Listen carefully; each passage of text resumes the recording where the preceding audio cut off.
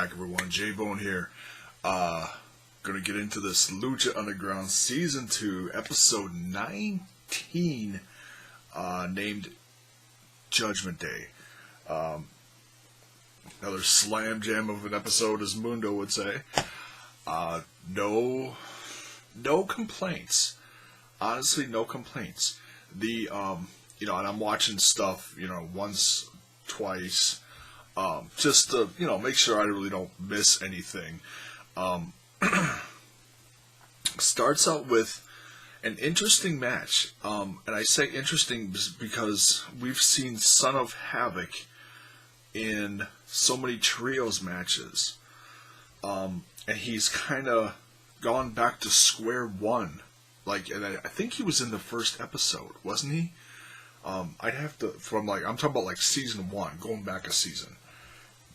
So you think about almost 60 episodes ago, give or take one or two, he didn't have Ivelisse by his side, and I don't know what's wrong with Angelico. They said he's injured, but I haven't read anything out there as far as what's wrong with him. I saw some post where he was in the hospital all hooked up to stuff, like wires and shit, and he said he, broke a nail or something, jokingly. So, if any of you know what's wrong with him, put it in the comments below. I'm just curious, because I haven't read anything. No, I haven't read any injury reports or anything, because usually there isn't too much about Lucha Underground in the news. I know, other than upcoming seasons and spoilers. So I don't read any of that. So, but yeah, this episode with Son of Havoc and Daga, new guy. So another name to get used to. Great match, very slow paced, but a great real, just pure wrestling match. Something that we haven't, I'm not saying we haven't, like I said, we're so used to seeing Son of Havoc in the trios tag matches, where once those really get going, and, so then he's flying all over the place. This was one-on-one, just real slow pace, just a really good match. And then it started picking up pace right after Cobra Moon came down, and, excuse me, she starts, looking all flirtatious and,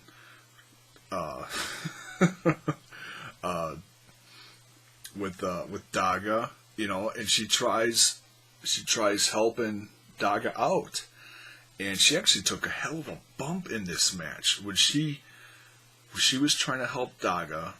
Son of Havoc was up on the top rope, and Cobra Moon jumped up, grabbed his foot, and he kicked her down, and so she fell from the mat down to the floor. And now, granted, yeah, I know she's a wrestler, but still, that's a bump, So, props to her for taking that. And Son of Havoc comes out with a win with this, with his shooting star press. Very impressive moves from both guys. Great match by both. And so he takes off, and in comes Cobra Moon. And she's trying to kind of, recover Daga or help him, but then she's all, rubbing all over him and looking like she's necking with him, and he's like, ew, no, get away. And legit, he shoves her or kicks her, I can't remember, but and she's. This just turns her on, and she's crawling up to him, and he's like, ew, no, ew. And so now, yeah, we definitely have a competition between Cobra Moon and Marty the Moth to see who could be more creepy in this season of Lucha Underground for Season 2. I might actually put a poll up on Twitter in the coming weeks leading towards the end of Season 2. who was more creepy, or I might do something on here, we could start it. Put it in comments. Yeah, just let me know who you think is more creepy. Cobra Moon with Daga, or Marty the Moth with Melissa Santos. Almost forgot her name. Then we get into the Trios Championship match.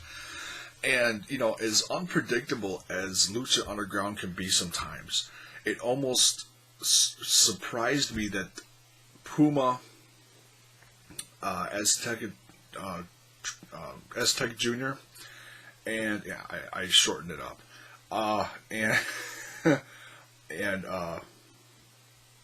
Mysterio got their rematch right away, which is cool, just like any other thing you see out there. But, you kind of wondering if they're going to hot potato this back and forth, But, no, this, very cool to see Mundo, PJ Black, and Jack Evans retain. The shenanigans in this, well, first of all, the match itself was tremendous, especially the spot where, I don't know who's a better loudmouth during matches, Jack Evans or Kevin Owens. That's another thing you can put down in the comments if you want. Just for opinion's sake, who's a better loudmouth during a match? I'd say it's a pretty close call, honestly.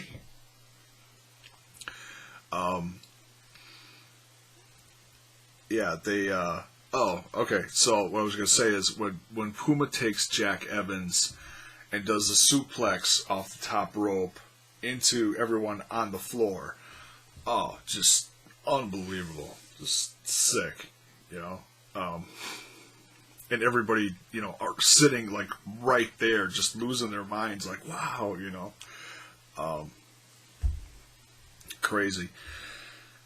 And, of course, tempers flare, and we see something that we don't see much in Lucha Underground. We saw a team get disqualified.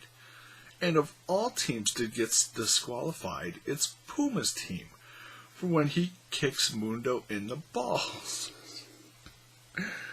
Oh, man. Yeah. Just rich, And then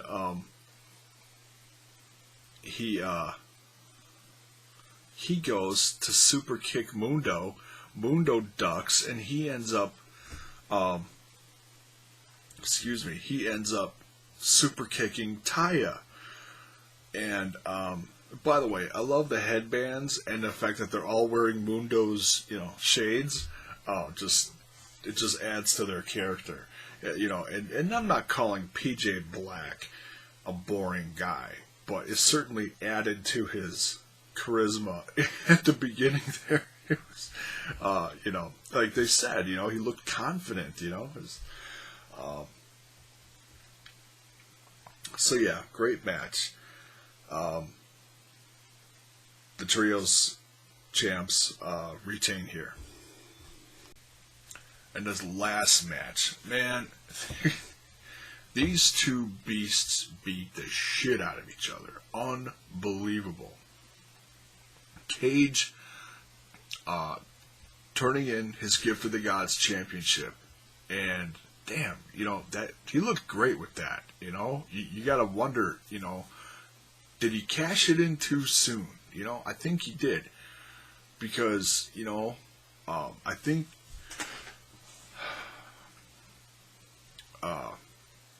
if he would have waited a few weeks, done his homework, I think he would have. I think he would have won, but no, he had to turn it in right away.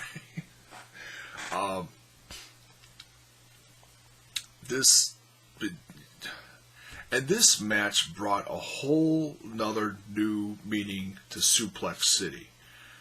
From Matanza suplexing Cage, outside the ring, was it 3-4 times in a row, whatever it was, to Cage suplexing Matanza from the second row from the outside to the inside of the ring like Cesaro does. And then they kept going back and forth and suplexing each other. It was like a total of like 6 times in the ring back and forth, trading suplexes. Just unbelievable. It was so entertaining.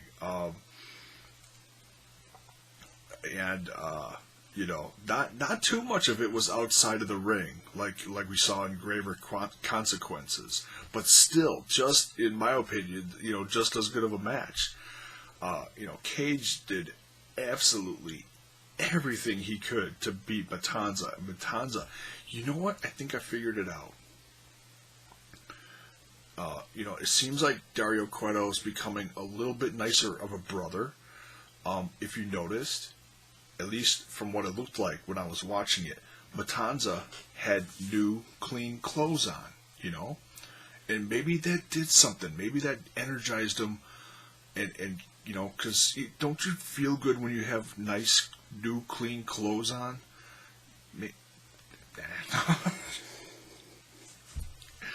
No, I happened to notice that, because usually he comes down, he's completely covered in blood, and just looking,